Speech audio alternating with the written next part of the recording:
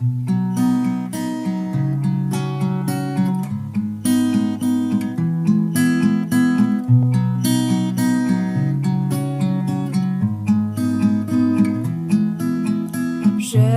moi témoin de la guerre, je vais vous raconter quelques-uns de mes souvenirs. D'antan, il me reste en mémoire les pires comme les meilleurs, des moments ancrés à tout jamais. Je me souviens de la guerre comme si c'était hier, des prisons militaires, des camps opposés. J'y ai passé ma vie, enfin juste une partie. Sur les chemins de fer allemands, on m'a condamné.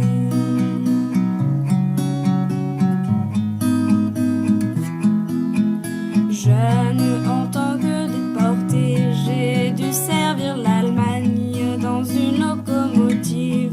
Le temps est passé malgré tous ces moments.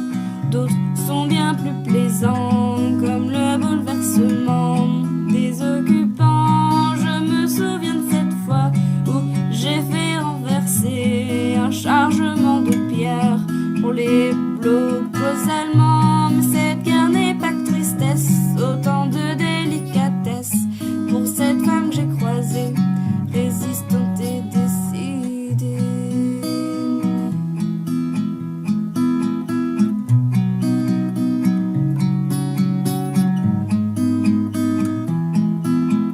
Jeune, elle était agent de liaison, à deux ton transmettait les plans français pour la nation. Ce n'est qu'un acte patriotique pour se sauver quelques vies. On aura réussi sans être pris. Quand j'étais un prisonnier, on m'a aussi engagé en tant qu'un interprète. J'étais pas sœur de l'aide, j'avais sympathisé avec les gardiens français pour le bonheur de tous les prisonniers.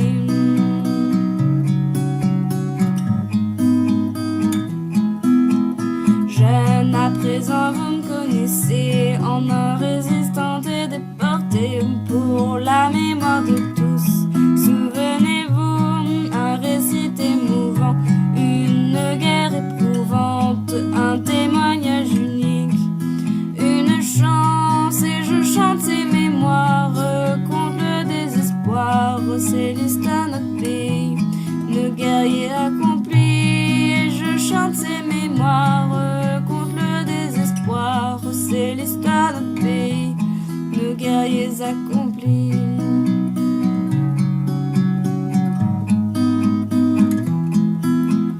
Jeune, ce récit émouvant, une guerre éprouvante. Et je chante ces mémoires contre le désespoir. C'est l'histoire de notre pays, nos guerriers accomplis. Et je chante ces mémoires contre le désespoir. C'est l'histoire de notre pays, nos guerriers accomplis. Et je chante ces mémoires contre le désespoir. C'est l'histoire de notre pays, nos guerriers accomplis. Alors donc ça a duré jusque la forteresse a été bombardée, on a été évacué et on a été dans une autre forteresse qui était en dessous de Dachau et qui dépendait d'un genre de Dachau. Et là, Neubourg, ça s'appelait. Et là, c'était pareil, mais là, on ne travaillait plus. Là, on n'avait plus de machin, on était dans une cellule, si on veut, mais uniquement que des condamnés à mort, quoi. Alors, cette cellule-là, tous les matins, à 3 à 4 heures du matin, il y avait la porte s'ouvrait, et le gardien s'amenait, il avait un bout de papier, il faisait lever tout le monde l'un après l'autre pour dire son nom, quoi. Alors, tu te disais tout le temps, je vous le dis, qu'on n'entendait rien dans la cellule, parce que chacun disait, c'était mon tour aujourd'hui, on ne sait jamais. Bon, ça s'est bien passé comme ça, et jusqu'au jour où il y avait dans cette prison-là aussi des gars qui étaient condamnés à 15-20 ans, si on veut. Ils les ont tous sortis, C'était en majorité 90% des Alsaciens et des Lorrains qui avaient déserté de l'armée allemande. Et ils les ont rhabillés en militaires et ils les ont renvoyés sur le front. Mais ces gars-là, pendant qu'ils étaient là, ils allaient travailler sur un terrain d'aviation qu'il y avait à 3-4 km. Mais le jour qu'ils sont partis, c'était fini, il n'y avait plus personne pour aller sur le terrain d'aviation. Alors comme nous, les condamnés à mort, qu'on est dans une cellule, là, on a une quarantaine à peu près, on était à rien foutre, ils nous ont demandé si on voulait y aller. Alors vous pensez bien qu'il n'y avait pas de feignants pour sortir, même qu'on tenait à peu près à moitié debout sur nos quilles. On a quand même été, on faisait les 2 km le matin et 2 km le soir pour revenir, et en espérant toujours que ça allait tomber, que les avions allaient commencer à bombarder. Quoi. Parce que on a attendu 3 jours, et au bout de 3 jours, ben, on en a eu, on n'en voulait plus, on en avait encore. Et à l'occasion de ce bombardement, j'ai pu m'évader. Je me suis tiré dans la forêt qui était à 100 mètres, si on veut, du terrain d'aviation. J'ai monté, c'était là, dans cette région-là, il y a beaucoup de sapins. C'est très facile à grimper, puisque les branches sont dans des couronnes régulières, quoi. C'est pas comme un pommier où il y a une branche à droite, à gauche. C'est régulier comme machin, très facile à grimper. J'ai grimpé dans un sapin là jusqu'à la pointe, je me suis assis là à califourchon, j'ai attendu la nuit. Je suis resté là la nuit, et puis hop, là, la nuit, je suis redescendu. Et puis, bon, ben, c'est pas le tout. Où aller maintenant? Alors, c'est la seule chose que je savais, je venais de là, il fallait que j'aille par là. C'est tout. Bon, moi, j'ai marché toute la nuit, alors, naturellement, la nuit, ça veut dire qu'il fait noir, on ne voyait rien, les fossés, les ronces, les barbelés, enfin, tout ce qu'on veut. J'avais les pattes en un triste état. Enfin, je suis arrivé un matin au lever du jour dans un champ où il y avait un silo de betteraves. Alors je savais ce que c'était, j'ai fait un trou là-dedans, j'ai piqué une betterave et j'ai commencé à manger la betterave puisque naturellement je crevais de faim. Bon, j'étais vraiment vidé à ce moment-là, j'ai grimpé, je me suis allongé sur le dos du Dieu et je me suis terminé, il n'y avait plus de bonhomme. Je me suis endormi là comme une souche, quoi. Et je me suis réveillé, j'ai grimpé quand même sur le haut du silo, là, et puis j'ai vu, c'était un prisonnier français qui labourait.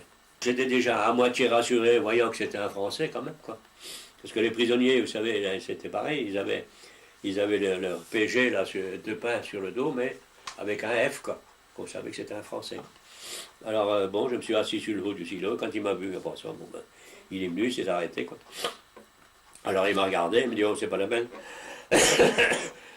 Que je te demande d'où tu viens, parce que, autant vous dire qu'on n'était pas joli à voir, on avait une coupe de cheveux un peu spéciale, puisqu'on avait ce que j'appelais l'autostrate, là. Ils nous ont tondu là, dans le milieu, ils laissaient les cheveux sur le côté, quoi. Enfin, pas très longs, quoi, mais des cheveux du côté. Ce qui fait que tu étais visible. Alors il m'a dit, qu'est-ce que tu vas faire? Tu vas pas continuer, tu es à 60 km de Munich, je ne suis pas rendu. Ben non, tu n'es pas rendu, il dit, si tu continues, et où tu vas aller, qu'est-ce que tu vas faire, tu vas pas bouffer, enfin, si tu veux, qui me dit, je peux, moi, d'héberger, jusqu'à que les Américains soient arrivés, parce que, d'après les nouvelles qu'on a, dans 8 ou 10 jours, les Américains vont être là. Alors, je dis, bon, ben, finalement, je me suis laissé décider. Il est venu me chercher le soir à la nuit. On est rentré dans sa ferme, là, parce que eux, les prisonniers, ils étaient dans des stalacs, qu'on appelait ça. Et les stalacs étaient dans les patelins, quoi. Et de là, les gars, ils partaient travailler, soit la journée, soit qu'ils rentraient le soir, soit qu'ils restaient définitivement dans la ferme où ils travaillaient. Et celui-là, il restait couché dans la ferme où il travaillait. Si bien qu'il a pu m'héberger, avec l'accord du patron de la ferme, bien sûr, parce que c'était lui qui commandait quand même dans sa ferme, et qui était vraiment pas nazi, quoi. Bon, alors je suis rentré, il m'a ramené le soir. Il fallait d'abord me mettre en état parce que j'étais pas beau à voir, j'avais les jambes toutes arrachées, et ainsi de suite. Bon, on nettoyait tout ça, et on me donnait à manger, et puis, bon, bah, je lui ai dit, bon, bah, c'est bon, je vais aller coucher dans l'écurie avec les chevaux, parce qu'à ce moment-là, c'était les chevaux. Ah, il dit, non, non, non, il y a des chambres qui servent à rien, tu vas prendre une chambre. Laissez faire, je vais remonter dans la chambre, mais pas moyen de dormir, ça faisait, vous vous rendez compte, depuis... On était en 45 et ça faisait depuis 39 que j'étais parti. Je n'avais jamais, pour dire, couché dans un lit.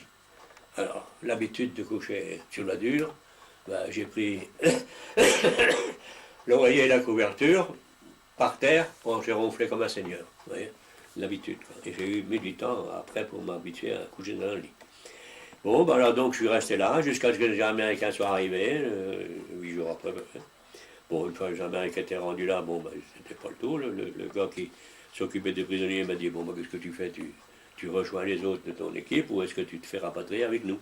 Oh, j'ai dit, bonne histoire, je vais me rapatrier avec vous, c'est plus vite fait. Et les Américains sont venus nous chercher dans des gros camions, là. Ils nous ont ramenés jusqu'à Mannheim. À Mannheim, il y a eu le, le, le, le- désinfection, si on veut, puisqu'on n'était pas très, très vivable, puisqu'on était tout grasseux, bien sûr. Et alors, ils nous ont donné des habits. Et puis après, bon, ben, maintenant vous pouvez rentrer chez vous. Donc, chacun partait comme il veut. Alors je suis revenu, à coucher une nuit à Nancy pour revenir. Et puis à Nancy, on devait repartir sur Strasbourg après. Et je suis rentré chez moi. Et puis hop. Et une fois rentré chez moi, ben, il fallait soigner le bonhomme parce que quand je me suis évadé à ce moment-là, je pesais 39 kilos. Alors, vous comprenez bien qu'il fallait remplumer le bonhomme sur les 63 kilos que je pesais quand je suis parti. Il restait pas lourd. Bon, alors donc, une fois chez mes parents, bon, ben, les travaux, c'était souvent, surtout la dysenterie là, qui me nuisait, moi, parce que là, la dysenterie, je connaissais ça. Incroyable, ça ne tenait plus au corps, là, je ne pouvais pas manger n'importe quoi, ça avait eu pour au moins 2 ans à boire du lait ou manger des pâtes et de la purée, c'est tout, quoi. Je ne voulais rien manger d'autre. Il a fallu passer le centre de réforme, on était à Paris, tous ceux qui étaient revenus, quoi, on était sur les 28 qu'on avait été dénoncés, comme je vous ai dit tout à l'heure, on est revenu à 7. Et les autres sont restés là-bas, quoi. Alors tous les 7, bon, ben, on s'est retrouvés tous les 7 à Paris, et passer les visites, et ainsi de suite, bon, ben, les réformes et tout le fricot. Et puis ensuite, il a fallu naturellement soigner le bonhomme, parce qu'en dehors de la dysenterie, il faisait de l'édème. Alors l'édème, c'était de l'eau partout, quoi. Je me levais le matin, j'avais des jambes normales, et puis je m'asseyais les jambes descendues du lit, ben, ça commençait à enfler. J'avais les jambes aussi, le bas aussi gros que le haut, quoi. J'avais donc retrouvé tous les anciens, et particulièrement le chef de réseau, le fils du restaurant de Dinard, où on avait été travailler pendant la guerre. Alors il m'avait dit, bah, écoute, si tu veux, viens à Dinard te reposer, tu resteras le temps que tu voudras, et on verra bien après ce que tu feras, quoi.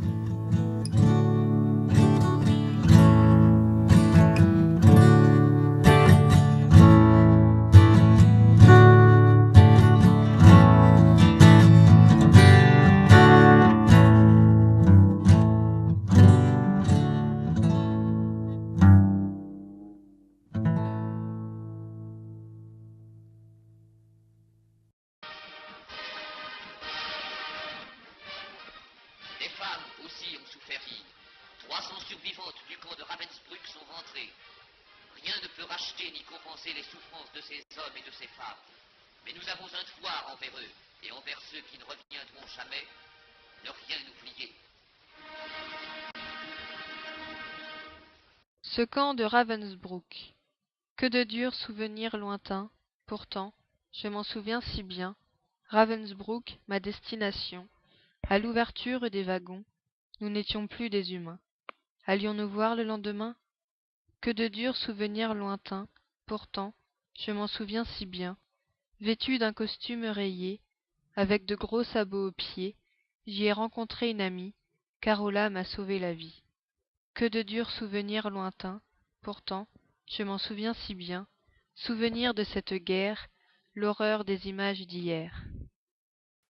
Hop, embarqué de nuit, et on arrive le lendemain à Oranienburg. Mais c'était la débâcle. Les Alliés étaient partout.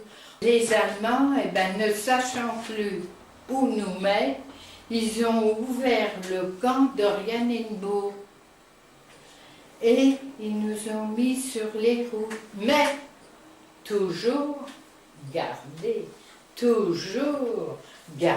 nous avions nos gardiens avec la mitraillette, et puis on a marché. J'ai marché, on a appelé ça la route de la mort.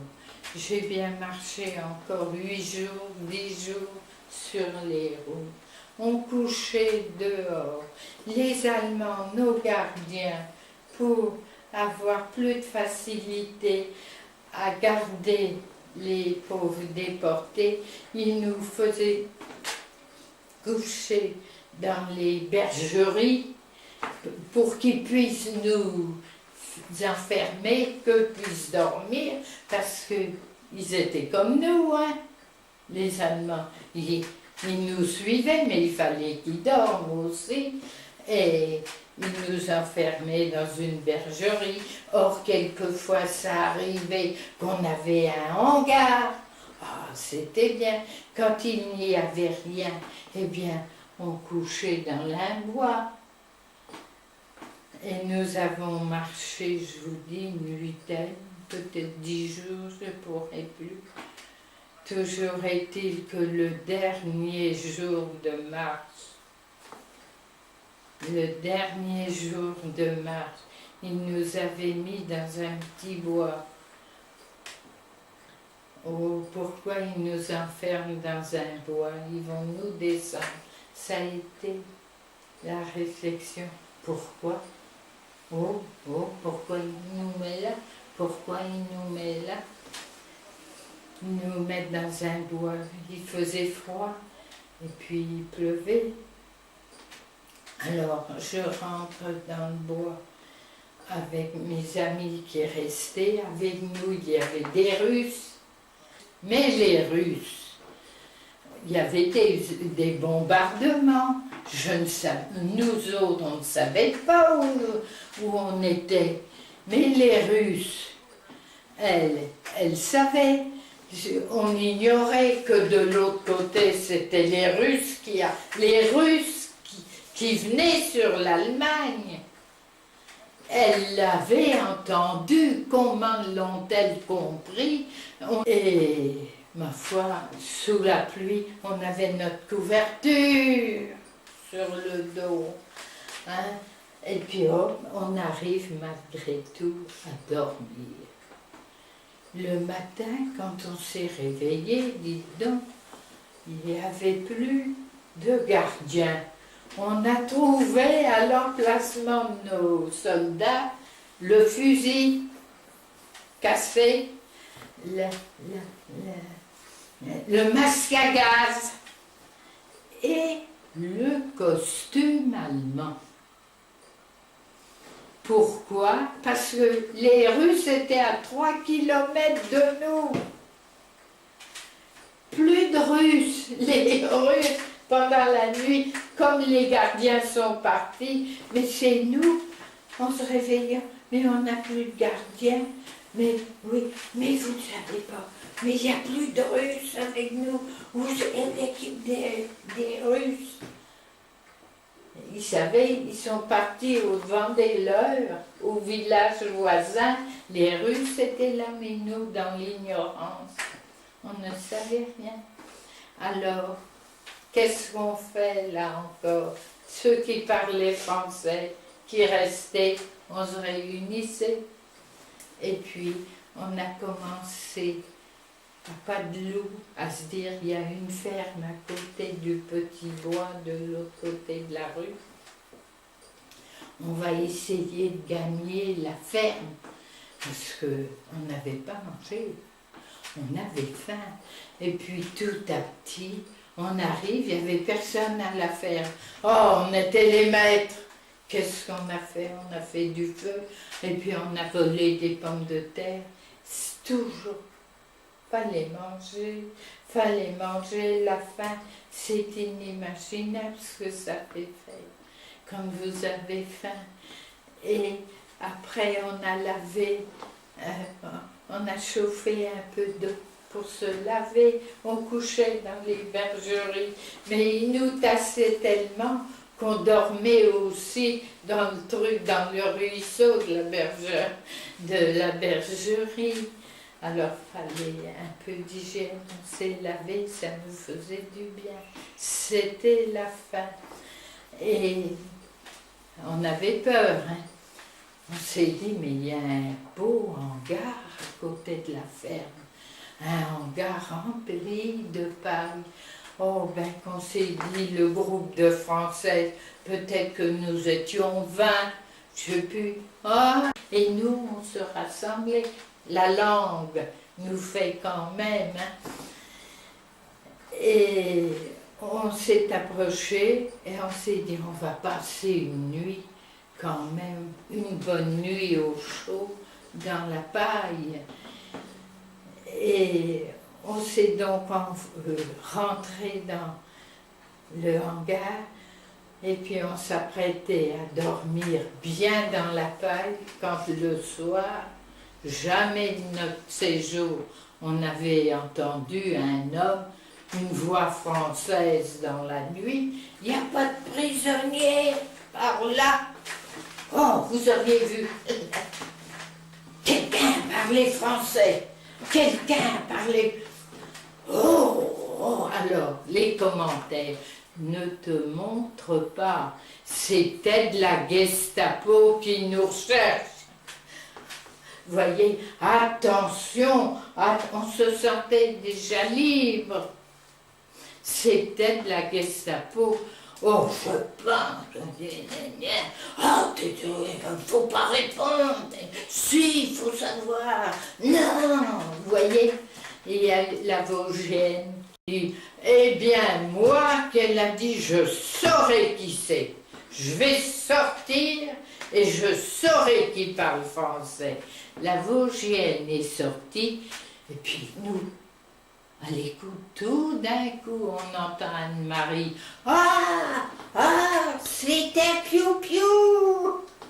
C'était un Français, parce que à 3 kilomètres au village, où les Russes étaient arrivés, il y avait un stalag de prisonniers français. Alors elle dit, c'est un piou-piou, c'est un piou-piou. Oh, tout de suite la paille, parce qu'on se cachait, on avait encore peur, on se cachait dans le tas de paille. Hein. On sort et puis on voit le piou-piou qui arrive dans le hangar. Oh, moi je vais vous embrasser pour celui-ci, pour celui-là, pour mon père, pour ma mère, pour mon frère, pour mon mari. Oh, le pauvre piou-piou. Bon, eh bien, vous savez, il a dit, il y a un stalag de prisonniers français dans le petit village à côté. Surtout, qui nous a dit, ne bougez pas d'ici, mais demain, je vais venir vous chercher. Mais ne vous séparez pas. Le lendemain, effectivement, il est venu avec d'autres prisonniers et la charrette allemande, 4 roues, et puis un truc au centre, et vous voyez, qu'on pouvait tirer, parce que ça aussi, beaucoup de choses, je ne peux pas tout dire. Et on est monté dans la voiture, et figurez-vous qu'on a vu les Russes, les autres Russes qui étaient partis avant nous, elles étaient avec les leurs là au village. C'était la troupe de choc russe. On a donc fait la jonction russe-américaine. Les Américains nous ont pris, ils nous ont fait monter dans le train. J'ai été rapatriée le 17 mai 1945 à l'hôtel Lutetia. Et vous voyez mon amie de 18 ans qui m'a dit « tu leur diras tout ». Elle avait vu plus loin que moi. J'aurais pas pensé que j'aurais pu dire ça aux jeunes. Mais il le faut pour que ça ne revienne plus. Parce que le peuple allemand, c'est un peuple comme nous. Je lui en veux pas au peuple allemand, mais au régime. Trop de brutalité, c'est pas possible. Inhumain. Et heureusement qu'il y avait un peu de solidarité dans les camps. Mes enfants, on ne peut pas vivre sans amitié. Quand on a un beau copain, une bonne copine, on peut aller loin à deux. Maurice Pelan était cheminot à Saint-Brieuc. Il décida de résister en pratiquant des actes de sabotage. Le 4 décembre 1942, il fut arrêté puis déporté à Sachsenhausen en janvier 1943. En avril 1945, les nazis décidèrent l'évacuation du camp face à l'arrivée des Alliés. Malheureusement pour nous, les SS avaient décidé qu'il ne fallait pas qu'il reste de traces. Et alors ils avaient envisagé d'abord de nous mettre dans des péniches et de nous couler dans la rivière l'Asprey. Hein. Mais comme on était encore une trentaine, 40 000, ils ne pouvaient pas mettre tout le monde, donc ils ont décidé de nous évacuer vers la mer Baltique. Et ils nous ont sortis du camp, ils nous ont donné un morceau de pain, le droit de prendre une couverture, et en colonne par 5, par groupe de 500, on a été mis en marche sur la route en direction du nord, vers la mer Baltique. Et on a appelé ça, les Allemands ont appelé ça Todesmarsch, marche de la mort. Il faut vous dire que on a marché 12 jours, hein, presque, on marchait 20 km, 30 km par jour. Le premier jour, on avait ce morceau de pain, mais après, ça a été terminé. On a mangé, on mangeait l'herbe dans les talus, les pissenlits, on buvait dans les caniveaux. Tout celui qui ne suivait pas le SS l'abattait d'une balle dans la tête. Il faut vous dire qu'on est parti 30 000 du camp de Sachsenhausen et arrivé à Schwerin 12 jours après, on a été libéré 18 000. Donc en 12 jours, on a perdu 12 000 déportés, 1000 déportés par jour.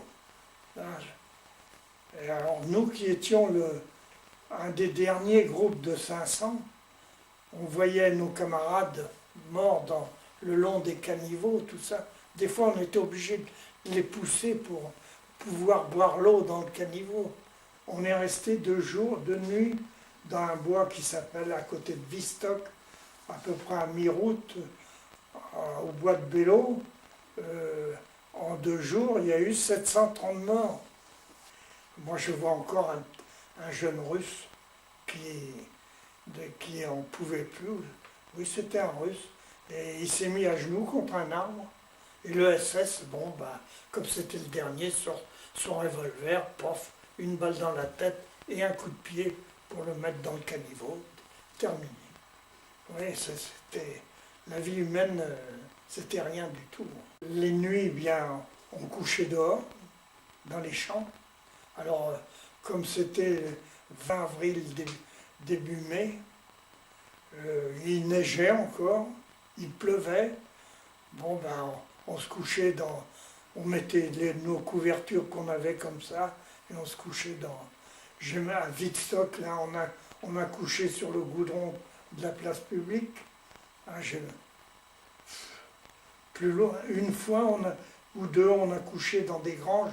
Alors là, c'était quelque chose d'extraordinaire. On était à l'abri. Je me souviens que dans une grange, il y avait une batteuse et il y avait encore des grains de blé. Et dans le noir, les déportés se battaient pour manger les grains de blé. Vous voyez ce que c'est que la faim. 2 mai, à midi, nous ont parqués dans un champ. On s'étonnait parce que on s'arrêtait pas le midi, c'était pas la peine. Il y avait pas, ils nous donnaient rien à manger, alors on s'arrêtait pas le midi. Et là, on s'est arrêté et avec des camarades, on s'est aperçu qu'il y avait une rivière à côté et dans le champ, il y avait des boîtes de conserve, mais vides, de l'armée allemande qui avait bivouaqué. On décide que l'un d'entre nous irait chercher de l'eau, hein, parce qu'on mourrait de soif. Je prends 2 ou 3 boîtes de conserve, puis je descends un petit sentier qui descendait vers la rivière avec mes 2 boîtes de conserve. Quand je arrivais presque en bas, je rencontre un adjudant SS qui remontait d'avoir fait sa toilette ou je sais pas, avec son vélo à la main, parce qu'il était âgé, alors lui il avait un vélo. Il faut vous dire qu'en plus de marcher comme ça, on avait une charrette où les SS avaient leurs valises, leurs bagages, et qu'il fallait que les déportés la traînent. Hein. Et il m'arrête et il me dit de pousser son vélo pour remonter. Moi j'étais à bout, je fais non. Et il me redit une deuxième fois, mais cette fois-là, il dégaine son revolver et il me met en joue. Et ce que je n'avais pas vu, c'est qu'il y avait un jeune un russe encore avec moi, qui faisait comme moi. Et lui, il a été plus intelligent, il s'est mis à pousser le vélo. Alors le SS a été satisfait. Bon, on est remonté avec le SS dans le champ d'où on était parti, avec nos boîtes de conserve vides, mais vivants. Hein. Et puis on est resté là encore 1 heure peut-être, pas tout à fait. Et on a été remis en route, en marche sur la route, en colonne par 5. Et on marchait depuis un petit moment. Quand j'entends dire « Mais vous êtes français ?» Je lève la tête, je vois un militaire avec une mitraillette. Et c'était un prisonnier de guerre français qui avait été armé par les Américains pour occuper un secteur de terrain. Mais il me dit « Vous êtes libre ?» Et on ne s'était pas aperçu. Les SS nous avaient laissés. Ils étaient partis dans la nature et ils nous avaient laissés sur la route. Et on continuait à marcher comme des automates. Hein, on regardait les pieds de celui qui était avant nous, parce que si on tombait, et qu'on avait peur que le SS. Et c'est comme ça que j'ai été libéré. Hein. J'aime mieux vous dire que j'ai pas pleuré de joie. Hein. J'ai donc traversé la Belgique en train sanitaire anglais. J'étais jusqu'à Lille. De Lille, j'ai été envoyé à Roubaix, dans un hôpital aussi de Roubaix, où je suis resté, je ne sais plus, une dizaine de jours, et où j'ai pu prévenir mes parents que j'étais arrivé, rentré vivant. De là, ma mère prévenue est venue me chercher à Roubaix. je suis reparti, je suis arrêté à Paris, à l'hôtel Lutetia, là où on recensait tous les déportés, où on nous donnait une carte de rapatriés, parce qu'on n'avait plus de papier, on n'avait rien.